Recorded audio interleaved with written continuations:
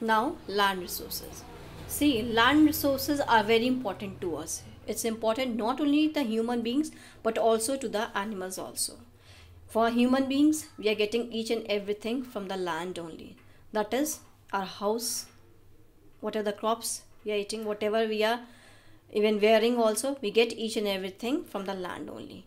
Even the land area, that is the forest area, it is the habitat for the animals also. So land resource is very important to us. This land resource is divided into this percentage, that is we have 43% as plain area, 30% as mountains, and 27% as plateau area. Each and every part have its their own importance. Plain areas, they help us in the agriculture as well as in the industry, because plain area is the level land as well as, so level land, so that we can do the cultivation easily and we can settle down the industries also.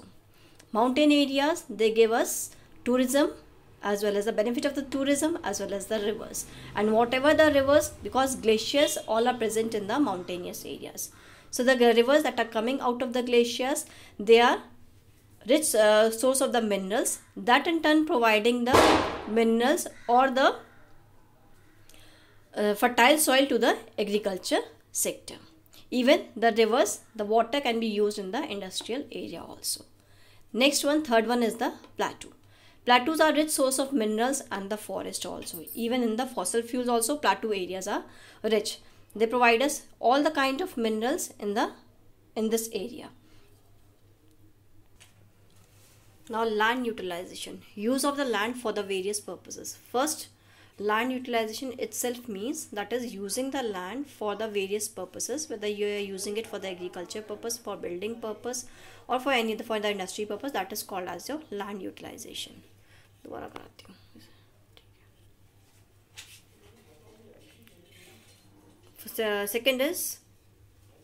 First is forest, that is we are using the land for the forest area.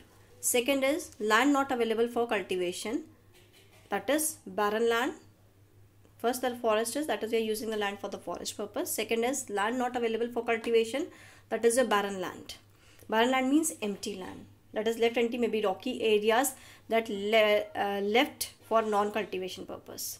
Second thing, land non-agriculture use, that is we have used this land for the non-agriculture purpose, that is buildings, roads, industry, constructing hospitals, etc., constructing colonies and all.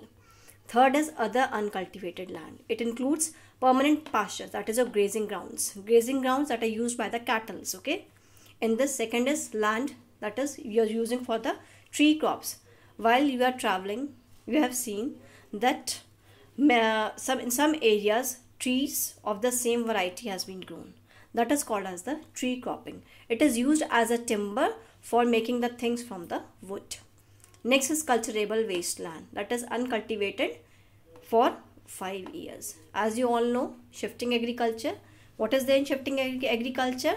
That is these tribal people, they do the cultivation on the land, then they move from one land to the next one, for one stay and then on the next land for 1 year, and then to the next moving to the next land, similarly doing it for 5 years, then returning to the first land after 5 years. So this is called as left the land uncultivated for 5 years. Next is fallow land, that is empty land. In this we can include current fallow. Current fallow means that is leaving the land uncultivated for 1 year. That is for 1 year we have not grown anything on that particular area, so that the land can gain its fertility itself. Example, 1 year we can grow sugarcane. Okay, because sugarcane take almost a year to grow and the land becomes infertile in that situation. So we will leave it uncultivated for the next year and then we can grow on that land. Then next is other than uncultivated fallow, that is for 1 to 5 years. It is same as your cultivable wasteland. Next is your net zone area. Now next comes your net zone area.